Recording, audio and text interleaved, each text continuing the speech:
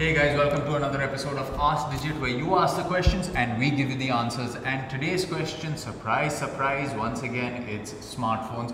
But this time the price bracket is a little different. It's the best smartphone for 15,000 rupees. So Shavik, for 15,000 rupees, what can an average customer at home expect? Like in terms of features, performance, and what would be your top 3 picks? So what I would ideally go for if I'm investing 15,000 in a smartphone is probably a little more than what a person investing 10,000 in a smartphone is looking for. Maybe he wants to keep the phone for a longer time, maybe he wants more performance, but maybe for the short span of time.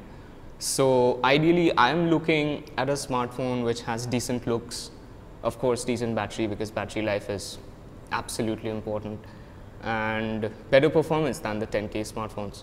So my top 3 picks, if you ask me, I'd first go for the Zenfone 2 2GB version, the Intel processor 2GB version of the Asus There is Zenfone only 2. one with the Intel processor, right? Because otherwise I would have to ask you which one, because how many are there? No, I think 14 different Zenfone 2? 16. 16. Including the Sweet, selfie 16. and a lot of them.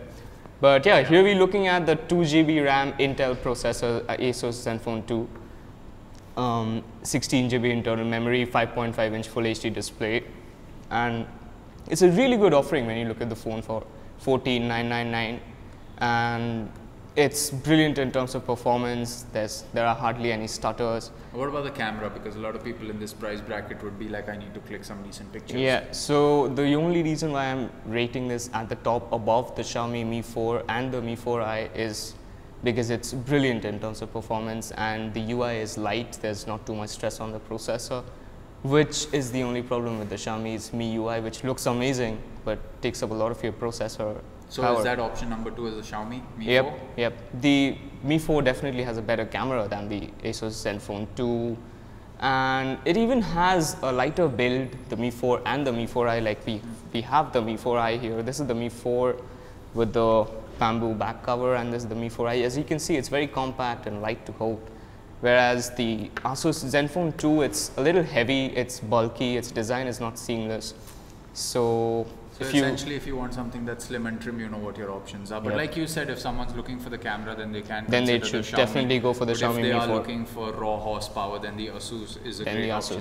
Okay, any other third option for someone who doesn't want either the Asus or the Mi 4?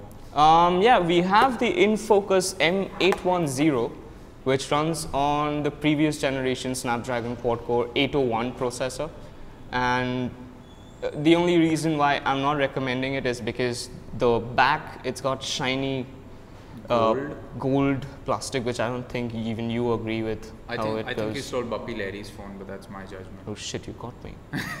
But anyway, so this is too shiny and it attracts too many fingerprints. As you can see, it's like. But for someone who does want a shiny phone, then this one would be good. Even How this about is the a brilliant camera performer, performance? and InFocus, previously they came up with the InFocus M530, which had a brilliant camera. Okay. This is not as good as the 530, but pretty good nonetheless. So this is another option which you have at 12,999.